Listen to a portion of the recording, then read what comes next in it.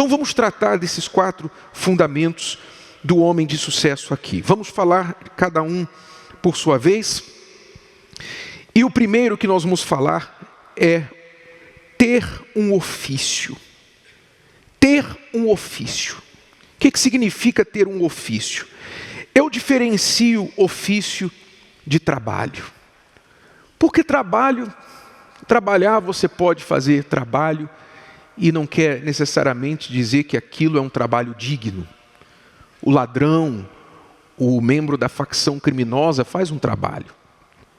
Mas quando nós falamos de um ofício, nós estamos falando de você desenvolver uma habilidade, um talento, um propósito que Deus colocou dentro de você para a sua vida.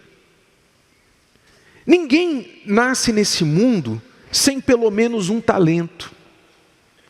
E eu não falo de talento necessariamente como uma coisa sobrenatural, uma coisa assim, que você é um gênio. Não estou falando disso. Não importa se o seu ofício, qual é o seu trabalho, se você é um encanador, se você é um arquiteto, se você é um jornalista, ou não importa, o seu ofício.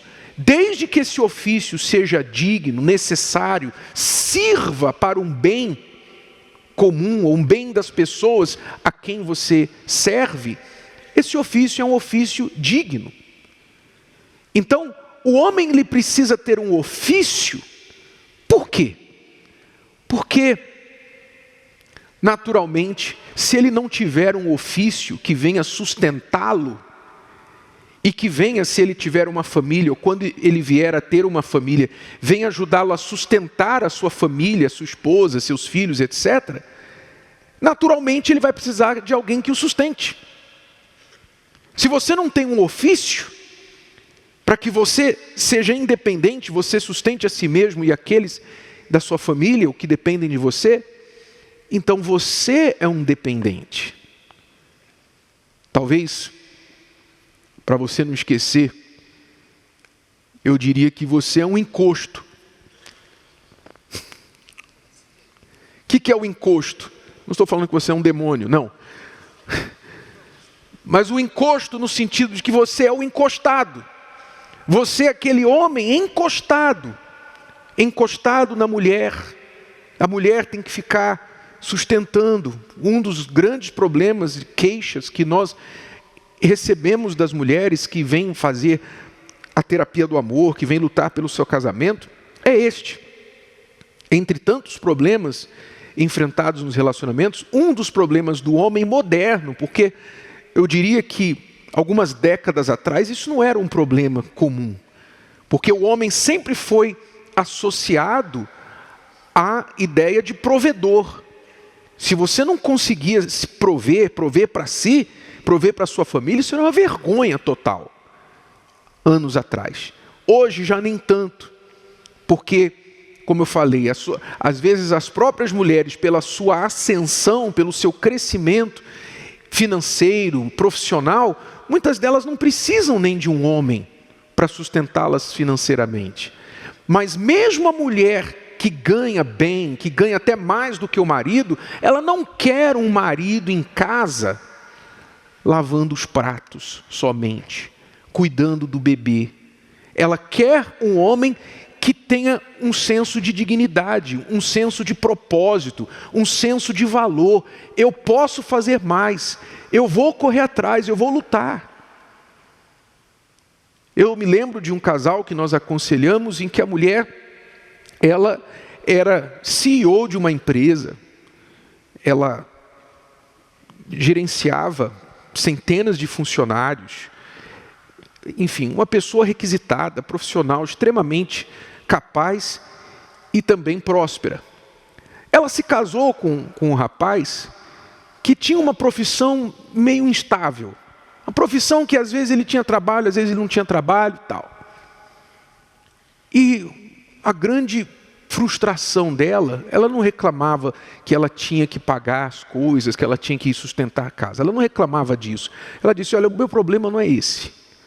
Eu sabia quando eu casei com ele que eu tinha mais dinheiro que ele. Eu sabia disso. O meu problema é que quando eu chego em casa, ele só está lá no computador, fazendo não sei o quê. Ele só está lá surfando na internet, eu não vejo ele produzir nada. Ainda que ele produzisse talvez 1/10 da minha renda, mas eu teria satisfação de ver o meu marido trabalhando, ocupado, focado em querer fazer alguma coisa, desenvolvendo, e não a deriva como ele estava. Quer dizer, um problema sério que ela tinha no casamento com ele. Mas por quê? Porque esse homem, ele tinha um desejo, um sonho de fazer só aquele trabalho que ele gostava, só aquele ofício. A profissão dele, como eu falei, que era uma profissão sazonal, era uma profissão que às vezes tinha trabalho, às vezes não tinha. E quando ele não tinha, ele não queria fazer outro trabalho. Então isso trazia para ele uma ociosidade, um período muito longo de ociosidade, e isso começou a causar problemas no seu casamento. Então, não importa, na verdade, qual o ofício. O que importa? A palavra de Deus, o que Deus diz na palavra dele? Jesus disse: digno é o trabalhador do seu salário. Digno é o trabalhador do seu salário. O Salmo 128 fala: bem-aventurado o homem que teme a Deus, anda nos seus caminhos, do trabalho de suas mãos comerás, feliz serás e tudo te irá bem.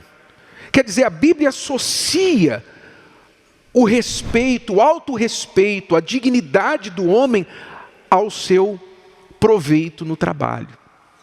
Ele deve, naturalmente, pela sua natureza, pela sua definição, ele deve produzir, ele deve tirar prazer daquilo que ele faz, servindo, sendo útil a outras pessoas.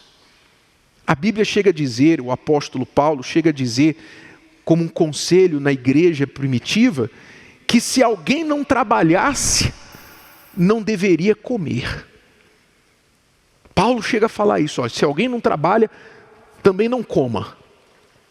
Imagine se a gente fosse aplicar isso hoje.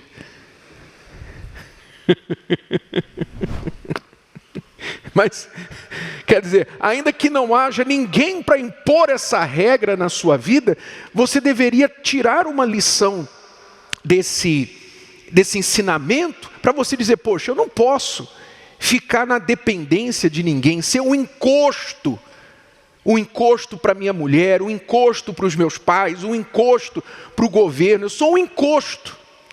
Tem um monte de gente que é um encosto, um monte de homem que é um encosto para outras pessoas. E eu te pergunto, você gosta que alguém fique encostado em você?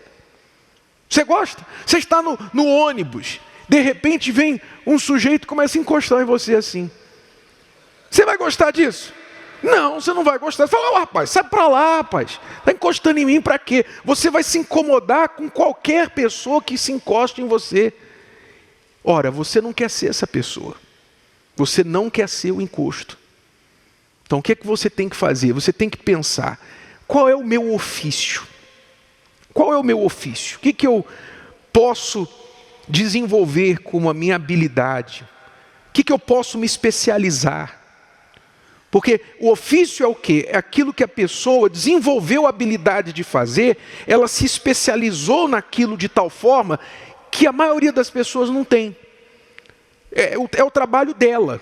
Quando eu chamo um encanador para resolver um problema na minha casa, eu tenho certeza que ele sabe fazer o que eu não sei.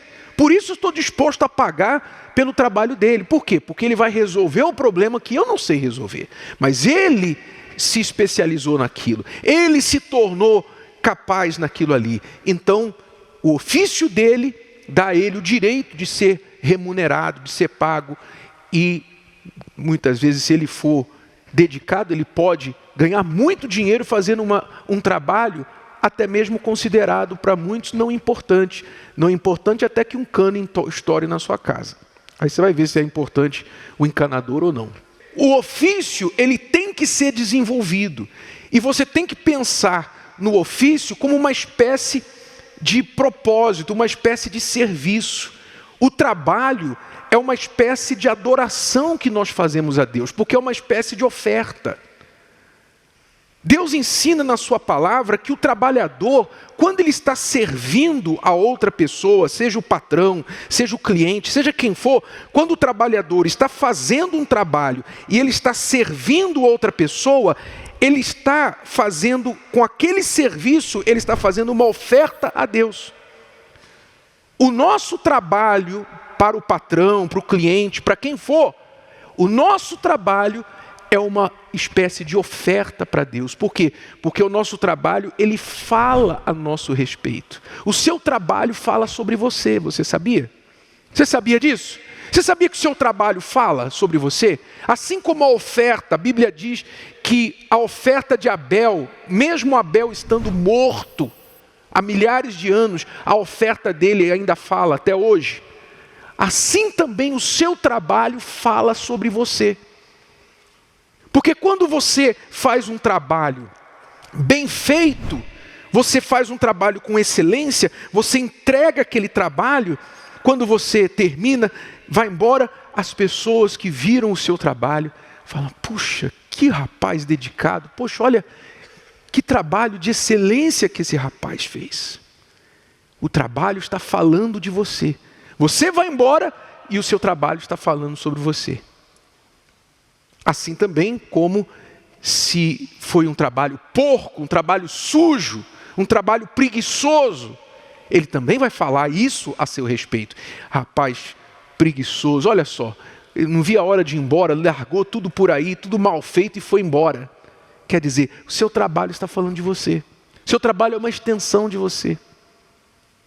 Então o seu ofício é um fundamento, é uma dessas pernas da cadeira, ele é um fundamento da sua vida. Quando você tem um ofício digno e você se dedica, você respeita o seu trabalho e respeita as pessoas a quem você oferece o seu trabalho, vê o seu trabalho como uma oferta a Deus, aquele trabalho, meu amigo, vai te sustentar para o resto da vida.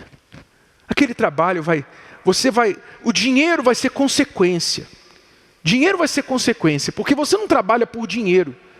Dinheiro é necessário, dinheiro é importante, ninguém quer trabalhar de graça, mas o dinheiro é consequência da pessoa que faz um ofício bem feito. Então, o que você tem que se perguntar? Qual é o meu ofício? Qual é o meu ofício? O que eu faço?